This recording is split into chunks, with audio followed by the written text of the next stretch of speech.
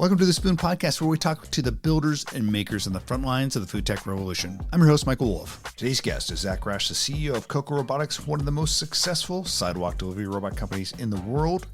We talked to Zach about his early days when he was wanting to be a professional surfer to eventually making his way to becoming a leader of this company. So it's a fun conversation. Zach will be at SKS 2025 speaking this week, so you will want to join us. If you want to hear him live and ask him questions, just go to smartkitchensummit.com. Use the discount code podcast for 15% off tickets.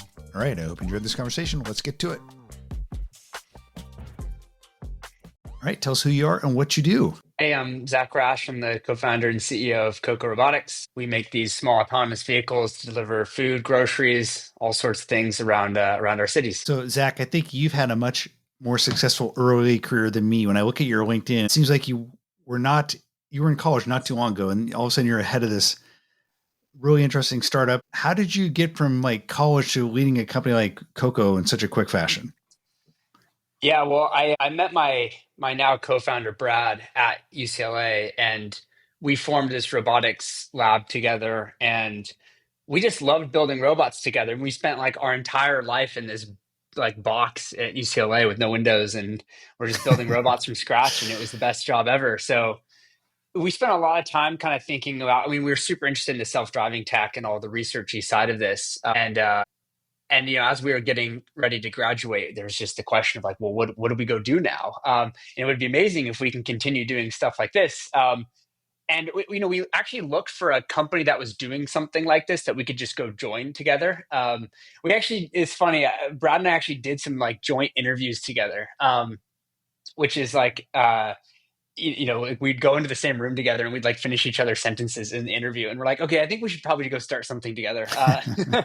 But we just had a lot of really strong opinions about what it would take to get these things into the world and make them useful. And kind of disagreed with some of the approaches that people were taking in the robotics and autonomous vehicle space. So decided to do it ourselves. And here we are.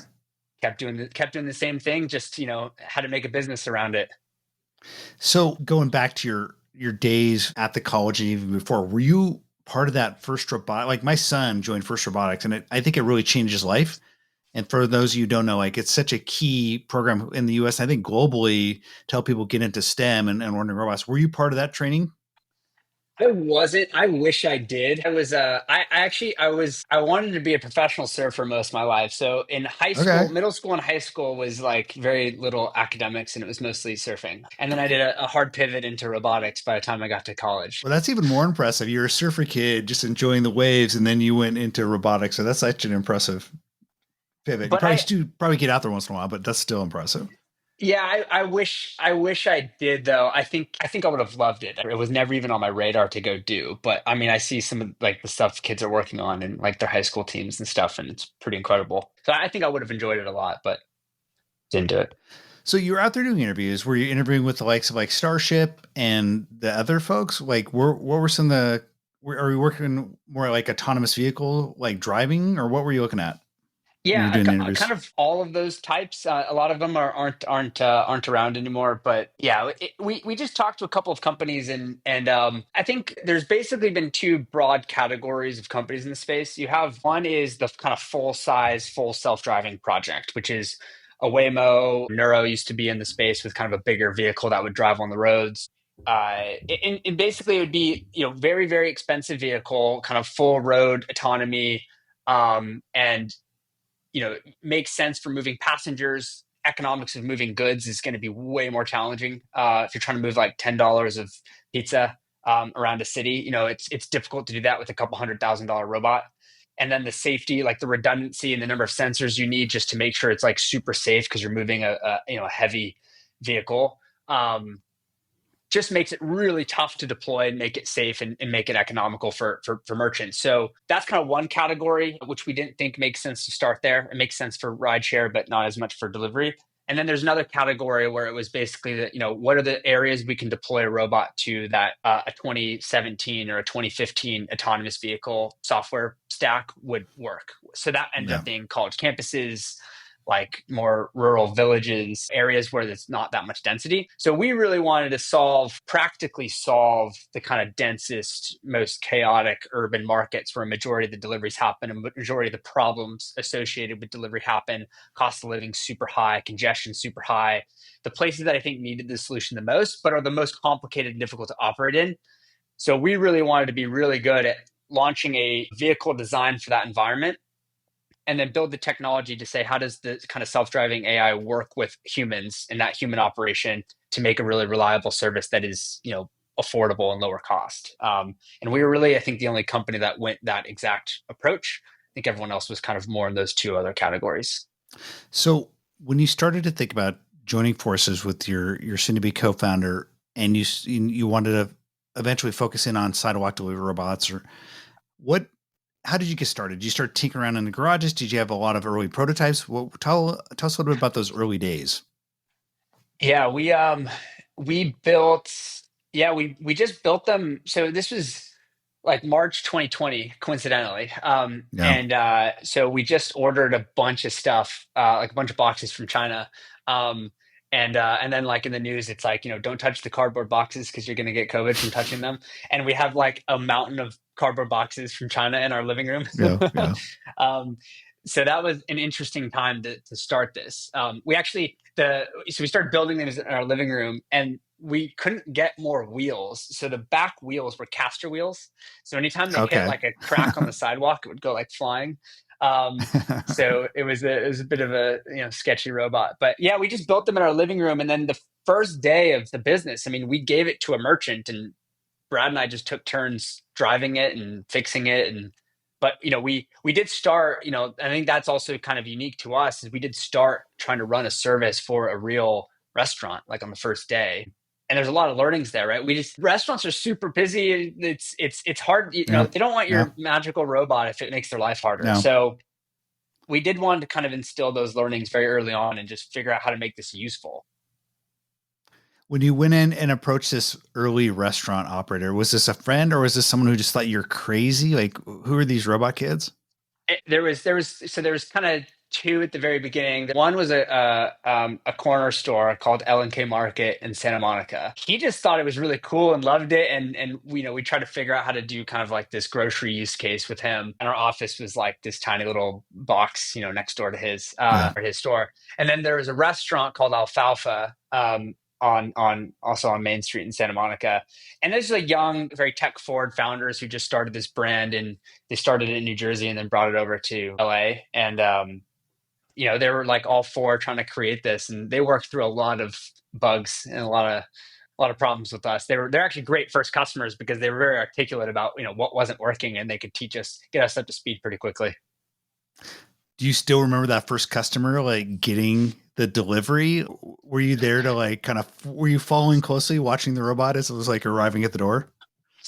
Like I remember the first few weeks. It's because it's kind of this like, you start delivering to your Yeah. friends, and then, Yeah. first Yeah. it's, some tests, and then to your friends. And then, you start getting some random people who you don't know who are ordering it, which is pretty cool. When we started, we actually collected payment from Venmo to make it really lightweight to launch. So you would order and we would just Venmo request you, and Yeah. we were hoping you'd pay. And it actually worked pretty well. And a lot of that was around UCLA's campus because we were just coming out of school, so it was easy to get started around there. But yeah, it was fun. I mean, and then the COVID lockdowns happened, and one of our first customer bases was the retired elderly community of Santa Monica, and we were helping them get like discounted groceries delivered to their door that were all contact free and minimizing human touch points. So that was also a really cool experience. Like, during a time where everyone was pretty anxious about things, we could kind of ease that. And I didn't expect, the first adopters of robot delivery in Santa Monica to be the retired community, Yeah. but it worked pretty well. I think they were happy with us. So those early days, you had those early robots from boxes stacked in your room, and then you started working with a couple folks close to your offices. How did this ultimately evolve into a company? Did you start thinking about raising funds? Did you have venture capitalists approaching you? Yeah, I mean, we didn't have any money, so because we were just coming out of school, so we kind of needed to start raising money immediately.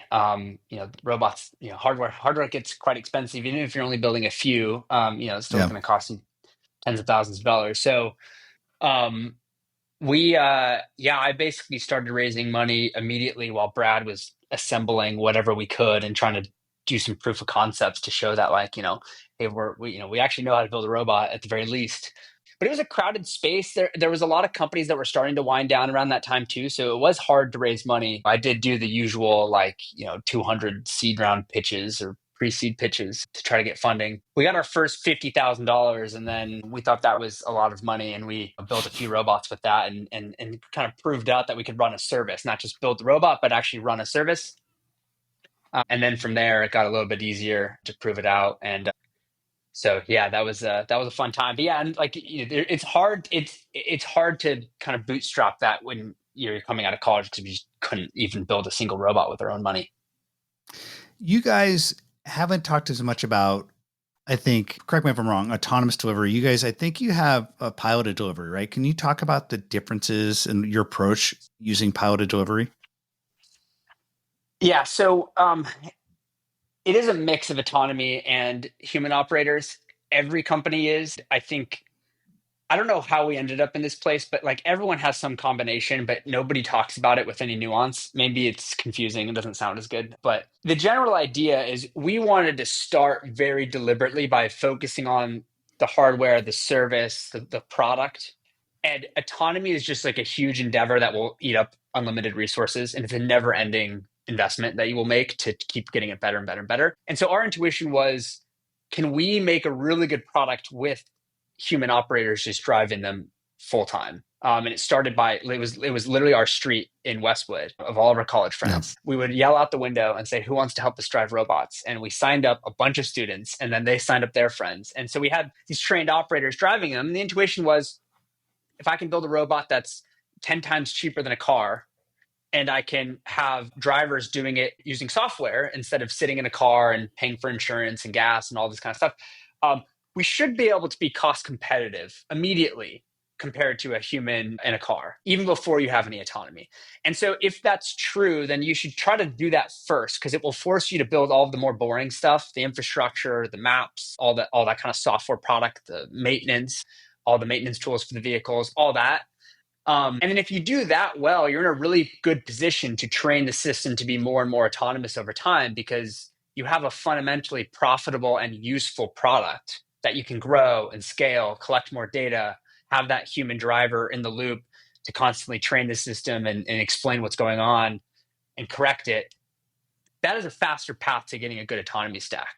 And then once you have that, you are training this AI system to say how to drive like our best drivers. And then even as you release that, right, which is where we are today, it's working in conjunction with the human operators. So the human operators can take over at any time. They can help it cross the street. They can correct it when it makes the wrong turn, or whatever the case may be. And then over time, the autonomy just does a higher percentage of the driving. You need a smaller ratio of operators who become more supervisors than direct drivers. And then that just keeps driving the cost down lower and lower and lower. But we are delivering, we're trying to deliver in 10 to 15 minutes, a perishable meal. So it doesn't just need to be able to get from A to B. It needs to do that with really high precision every single time without slowing down the delivery. So we wanted to start from kind of this perfect human stack, and then get Can the you technology talk about to catch up. Where you are? If you talk about the human operators and how many robots they can operate simultaneously, like, I would imagine there's a ratio, right? Like maybe there's a human operator doing 5 at any time. And how has that changed over time? Can you talk about that? Yeah. So yeah, initially it's 1-to-1. And then now it's basically, we can divide it up by time of day, weather, city, right? So if we launch bots in Chicago for the first week in the winter, that's not going to be autonomous, right? We're going to drive that with a human operator. I will say, even when you have a 1-to-1 ratio, the autonomy stack is always running, and it will override the driver in certain situations to make driving super safe and reliable. So if a driver tries to pass somebody on the sidewalk, they have to do that only if there's sufficient space, and they have to do it at a very specific speed. It will not let them go full speed around somebody. The pilots are trained to not do that. But even if they tried to do it, it will not let them. Similarly, if someone steps out of a store into the sidewalk, the pilot's not paying attention, it will automatically stop. So it is always running. And then there's a matter of, like, how long is it engaged, and then what's that kind of staffing ratio you need to maintain. And so that varies by market, varies by weather condition, varies by time of day, and we're constantly improving it from there. But so it's a mix, and it's not as literal. But and then also, this is something that I think confuses people too. Even when it's one-to-one, it is not one driver to one robot. It is one driver to one active task, which could be crossing the street. It could be picking up the food from the restaurant. It could be doing the delivery trip. So we might assign 10 different pilots to a single delivery, and we're using software to make them as efficient as possible. So there are fewer pilots than robots. So it is, in that sense, less than a one-to-one. That's kind of what I was getting at, because to get more and more cost efficient, you probably can have less humans driving the things. And so I was just wondering, over time, you'd probably get more efficient. You've talked about how the autonomy stack is getting better and better. So it does sound like autonomy is taking over more and more. And quite honestly, it sounds like that the autonomy stack oftentimes is overruling the humans to make things safer versus the other way around. I think it's been a little counterintuitive. Like the autonomy stack does, to some extent, give you better driving. You just, it's, if you think about the task of driving the robot, I mean, a lot of it's going straight and staying centered, and then adjusting for like tree roots and cracked sidewalks and all the chaos that we see on the streets. So a system that can respond to that, and make some sort of action every 20 to 30 times a second is going to be pretty good at adjusting to that, versus the latency of that video packet going back to someone's computer and then their brain processing it and then sending a command. Yep. So you can drive better that way. So I do think it's going to improve the quality. It just needs to work very, very reliably and safely. A dense urban environment brings with it lots of potential problems. Obviously, there's just lots of fast-moving things. There are people who intentionally can mess with automation robotics. That part is interesting to me. Have you found that to be a problem, or not as much as I would think it would be a problem? And if so, how do you deal with just kids being kids, or people just or intentionally bad actors? How do you deal with it? Yeah, it's obviously a very common question we get. And when we started this, right, we started this out of UCLA, which was the birthplace of bird scooters and the whole micromobility movement. When we did start it, I mean, that was a big question mark for us. Like, are these going to end up in trees and thrown into the Venice canals? And are these going to have like a 2-week lifespan, like we saw with the kind of emergence of scooters? So that was like one of the kind of hypotheses we needed to test.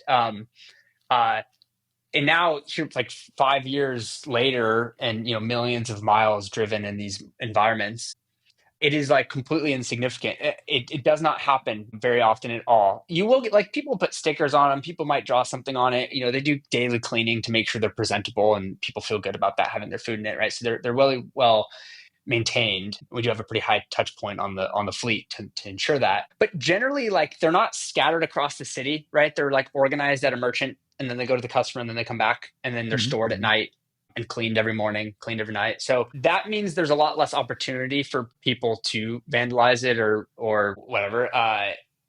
And when it is away from the merchant property, away from the customer, I mean, it's moving, and it has cameras, and it has lights, and it can speak, and it can hear.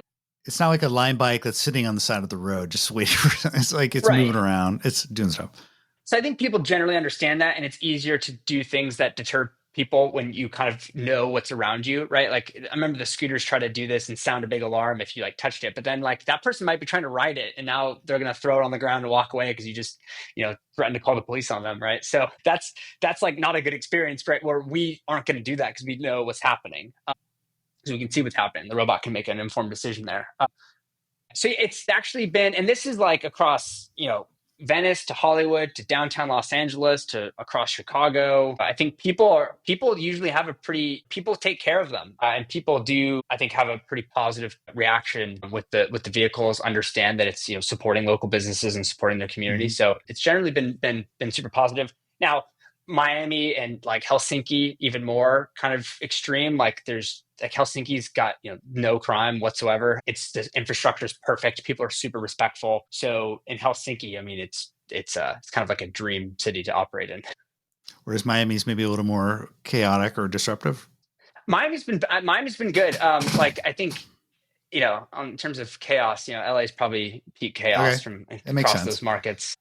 You talked about the autonomy stack. And I can't help but ask about your recent partnership with OpenAI. I mean, obviously using more and more advanced AI models to make this thing move around in the world more proficiently. We saw at CES last year, the CEO of NVIDIA talk about, this is the year of physical AI. So manifesting AI in physical form, AI, robotics, and autonomy.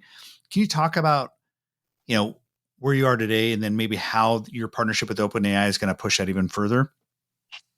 Yeah. So the general idea, and something that we're trying to be very open-minded about, is if these models from OpenAI, from Meta, from whoever, if these models just keep getting so much more capable every 6 months, and that trend line continues, like they're totally going to be able to drive a car, drive a vehicle, control a humanoid robot. And that's, being fueled by tens of billions of dollars of investment and a super competitive race from all the biggest tech companies in the world. So if that happens, one of the questions we want to constantly be asking ourselves is, how can we and our customers in the product kind of benefit from that trend line? And part of that is saying, can the vehicle tap into that level of reasoning? How can that be useful to our product? And so the first thing we're kind of exploring is, we need some model that we train that runs on our device that's very small and very purpose built for delivery, so it can make decisions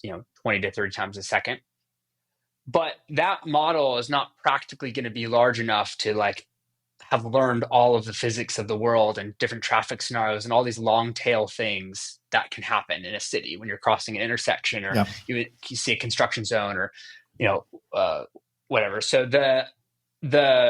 a much larger cloud-based model and having those kind of work in concert with each other, I think, is really interesting. And I think that's going to be an area that a lot of people in robotics explore. That way you kind of get the best of both worlds. You get a simple model, relatively simple model that runs fast, and then you get a very complicated model that can see around corners and kind of predict all of the long tail events. And those can kind of work together to make the best decision. That, I think, is going to be an important part of robotics, and we're still just researching and figuring out what the right way to do that is. But we have one of the largest real world data sets, both from video data of traversing these markets, but also the human in the loop, right? How the pilots drive these markets, what problems they run into, their kind of description of those problems and how they resolve it, right? All of that information is really useful in training these models. And we have an enormous data set across sunny Los Angeles, flooded Miami, freezing cold Chicago and Helsinki. So I think that data diversity is really helpful in making these models smarter. When I think of OpenAI, everyone in the world at this point, it seems like, is familiar with large language models, or at least ChatGPT, but that's oriented around and optimized towards human kind of language interaction. And for example, answering your questions and kind of replacing Google in a sense. How is OpenAI's models helping with physical world automation? Is there talk about what the model is there that's you're partnering with and how that's making you better? Yeah. So, it started as text, right? So you had these models that took text in, compressed it down into something called tokens, and then it would output tokens that then got converted back to text. That same paradigm translates to a bunch of different types of data. So you could have video data in that gets compressed down to tokens, goes through the model, and then is outputted as steering commands, for example. And so these models have all become what they call multimodal, where if you pull up ChatGPT live voice mode, right, you can click on the video button and you can walk around the city and film stuff, and ChatGPT will be able to understand what's happening in the environment, will be able to interact with it, and can kind of understand that naturally. That same thing can translate to driving situations. So these models have gone from text to everything and anything and everything, and you can kind of fine tune them to do a different type of output that's not text. You can also train it to include text, right? So we can have our drivers describe what they're doing and why, and then that becomes useful data. And then the output can be steering commands and an explanation for why you did something. So you can take and mix and match all these different forms of data, but that same fundamental premise of a very large amount of compute and really scaling these things up massively in pre-training, that translates to the physical world quite well. It just needs a lot of data, and that data is very structured and easy to access on the internet. It's much harder to do in the real world. It's also much harder to evaluate if it's working well in the real world, because you need a really good simulator. You need a really good way to understand, like, did it make the right decision? And the real world's complicated. If you made the wrong turn, other people are going to react to that wrong turn, and you need a model for that. So it's not just the training data, but you need like a platform to be able to release it and see if it's working. Is the model getting smarter? And that's something that we can be very helpful with. I think in the release with the partnership with OpenAI, you mentioned robot cognition. So is this basically getting to the point where it essentially acts and thinks like almost like a super elite human, being able to kind of maneuver around a physical space and physical world really efficiently and thinking independently? Talk about what you mean by robot cognition. Yeah, I mean, you want it to be able to make intelligent decisions when it's not trivial. And ideally, it can be even better than our human operators at making those decisions, right? Because in theory, you can train this AI model to have seen all of the hardest situations. Think about crossing a busy road in Chicago when it's covered in snow. You can't see any of the lane lines. You can't even see where the sidewalk ends. It's dark. It's snowing or raining, and the traffic lights out, and there's cars kind of like gridlocked, right? What do you do? What are you supposed to do in that situation? And there is a right answer on how you navigate that. And as a person, you would have some good intuition on how to navigate that. But that takes a lot of different risk assessment, understand what that situation is, what is the right decision to do in that situation. And you just need a much smarter model to be able to do that. And reason about that, because you're evaluating risk, you're evaluating your physical limits of what you can actually do, you're evaluating how you can be perceived by other actors in that setting, and making sure that it's the right mix of fulfilling the delivery and doing it safely. You talked about the human intuition. When I see videos of, for example, Teslas or autonomous taxis like hitting the dummies, I often wonder if human intuition, having humans who've driven around for a big chunk of their lives, or just understanding the context of living in a world. And I wonder if sometimes cameras and sensors can get fooled. Is that essentially kind of overcoming these limitations of being a robot and kind of almost thinking more like a human and understanding the context of a physically moving space and world better? Is that kind of what we're moving towards? Yeah, I think the general, the Tesla strategy is humans drive with eyes, so cameras is a sufficient sensor if you have smart enough AI models, right? If those are trained on enough data and they make smart enough decisions, that should be sufficient. The other argument would be if you add more expensive sensors like a LiDAR or radar or any of these other sensors, it complements the cameras and becomes superhuman in how it navigates. The main hangup has been that LiDAR is just way too expensive. So there's kind of a practicality, right? Do you want a $500,000 robot, or do you want a $30,000 robot, or $30,000 Tesla? Like that's, Tesla obviously is selling the car today, so it can't be $500,000.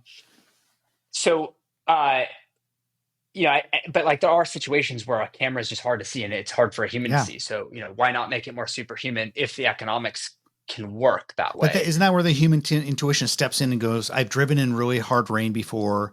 I know that sometimes there are people walking on the sidewalk. And so if it's just a camera, like a Tesla model, or it's just being obscured with for some reason, that's where human intuition maybe can step in. I feel like that's where maybe this robot cognition can step in if it gets advanced enough. Exactly. Human intuition and a model trained on a very large number of scenarios is, those should kind of converge at the same decision. So that's why training a model is going to, like, if you train a model on enough data, it should be able to perform, like the best trained pilot who's seen a lot of different stuff, right? And so you can kind of train to have that intuition. Totally. Can you talk about where you are today? It sounds like you're in like 4 or 5 cities. Have you guys released numbers, fleet sizes? Where are you today? And where do you see yourself going maybe a year or two from now? Yeah, so we spent the last few years just in LA trying to get the core product to work, make the unit economics work, Yep. make sure that merchants are happy with the service and we're ready to scale it. Yeah, and then the last 6 months or so, we did Chicago, Miami, and then Helsinki, Finland. We're really focused on expanding it to these major urban centers, particularly where there's kind of an urgent need for the product. There's a lot of different cities, both in the US and Europe, where cost of living and inflation's gone through the roof. So the service is just becoming very unaffordable. And, these are just like really congested areas that we don't want to just keep adding more and more cars and drivers to. There's also been this interesting dynamic where a lot of the European countries are starting to reclassify gig drivers as full-time employees. Um, that's that obviously has a big impact on the way those business models work. And so we want to be helpful in those markets. If it makes it harder to manage larger supplies of drivers, robot supply can be a really good complement, right? If you can't get enough drivers to do the job because the work's become less flexible, that's a great opportunity for us to add robot supply. And they say, okay, we need 1,000 drivers, and we only have 500. We can give them 500 robots on the road. That works really well. Europe's also very dense, right? Most of the deliveries are done with bicycle couriers, so we have kind of a perfect vehicle for delivering in those markets. You don't need to use a car for almost any of those orders. So, we have this ranking of cities that we're trying to roll out to as fast as possible. We have a ton of demand to get the service into more and more countries, so we're working as fast as we can on scaling it up. Right now, the kind of bottleneck has been just producing and deploying more robots every single day. So we'll have we'll have in the low thousands this year actually deployed, and then target for end of next year is about 10,000. So we'll kick off mass production on that vehicle next year, and targeting about 10,000 units by the end of 2026 for that. So we're building as many as we can as fast as we can. Yep. Your new funding round hopefully will help. And talk a little bit about. I'm curious about new types of jobs that become available as technology evolves. So the idea of like a remote sidewalk robot operator 10 years ago is science fiction. Today, you're probably you're hiring these people. Who's the typical person you're hiring to this? Is this someone who's played a lot of video games? Is it like, yes. What is a typical driver? I think the job will change over time, right? As it becomes more and more automated, it becomes more of like a supervisor type position, and like then we probably care about your reaction time and video game skills a little bit less. But initially, it was a lot of college students who had really good hand-eye coordination. The interview is a video game, so like one part of the interview, there's a written and kind of judgment exam, but a big part of the interview process is how good is your coordination, right? Have you played Mario Kart? Yeah. So not good at it though. I probably would fail your test. I think I wouldn't be hired by you, but yeah. So if you ever play Mario Kart with somebody and it's just like they're just really bad, and no matter how many times you play it with them, they're just really bad. They just didn't grow up playing video games. They don't have that coordination, and then some people pick it up and they're really good. So you want to get a sense of like how good is someone's hand-eye coordination. So that like a racing video game is a great way to do that. So that's a big part of our interview process. But yeah, it's like it's a lot of young people who it's like a dream job to like kind of play a video game in the real world. You get to like see different parts of the world. Driving in these streets is not boring. There's a lot of chaos around you. So I think it is kind of an entertaining job. It's an interesting job, and pulls from a young. Do they communicate? Population. I apologize. I've never gotten a delivery by a Coco robot, and I probably should know this, but is the human operator able to communicate with the person they're delivering to? Like, hey, if they have a question or whatever?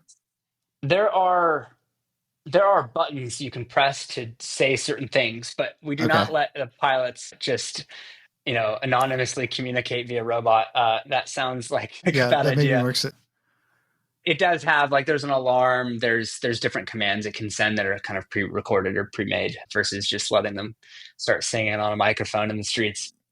Yeah, that probably makes sense. And by the way, are they sitting in a centralized location, or you give them the ability to do it from their college dorm room or their apartment?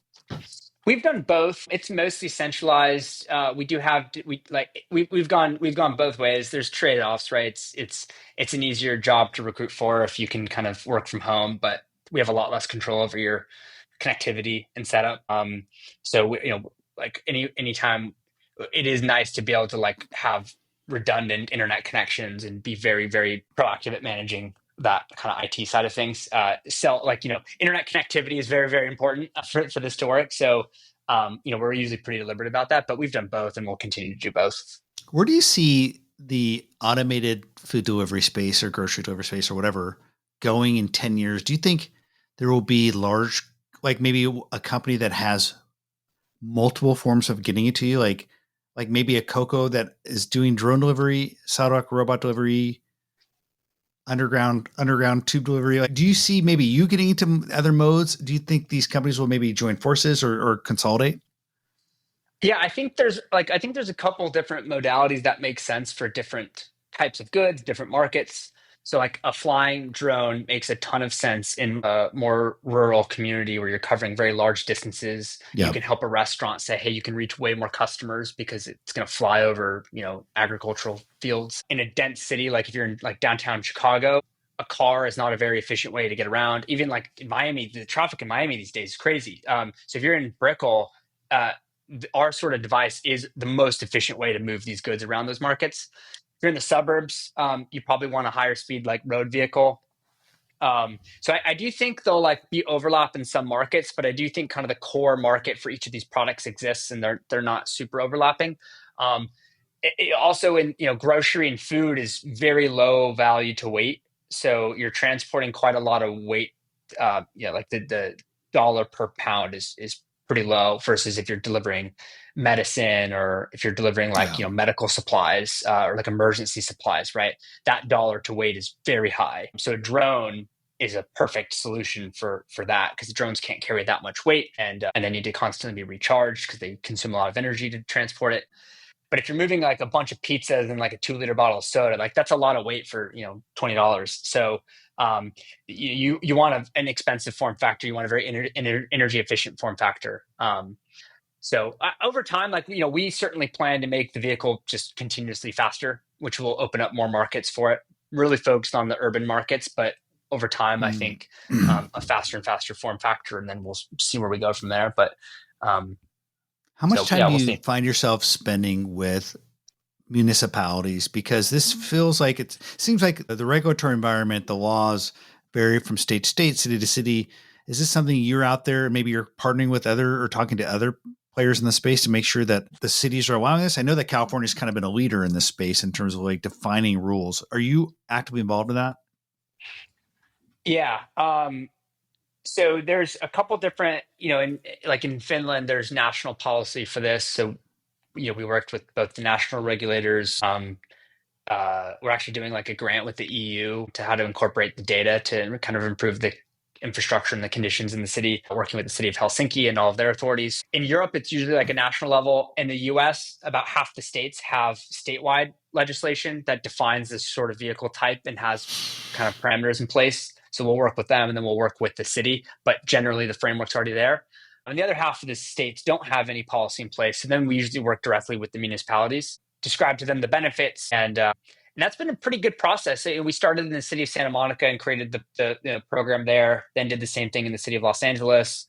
Then we went and modified some of the existing pilot test stuff for West Hollywood and some of the other smaller cities in the LA area.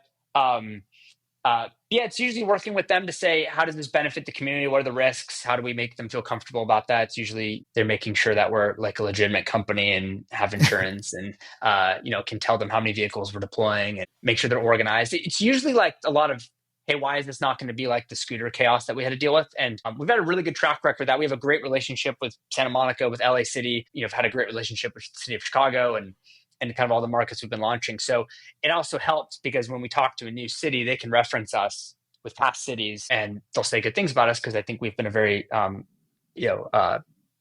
truthful, transparent kind of partner with them. So it's generally aligned, like we're getting cars off the road, reducing emissions, improving pedestrian safety.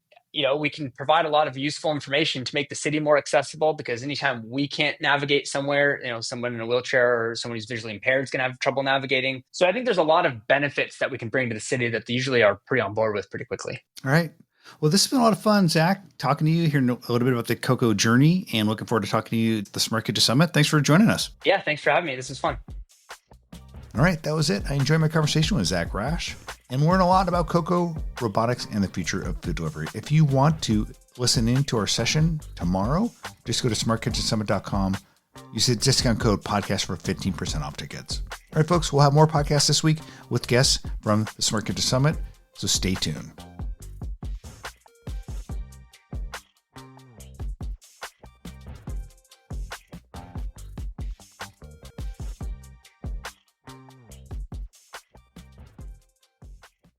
If you enjoyed this episode, why not share it with a friend? And don't forget to give us a 5-star review. You'll find more content like this on thespoon.tech/podcasts.